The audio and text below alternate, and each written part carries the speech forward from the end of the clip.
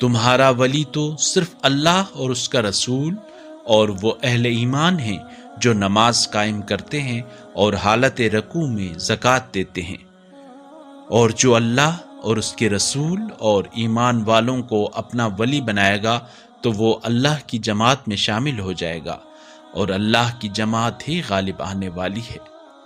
اے ایمان والو، ان لوگوں کو جنہیں تم سے پہلے کتاب دی گئی، جنہوں نے تمہارے دین کو مذاق اور کھیل بنایا ہے، اور کفار کو اپنا حامی نہ بناؤ، اور اللہ کا خوف کرو اگر تم اہل ایمان ہو۔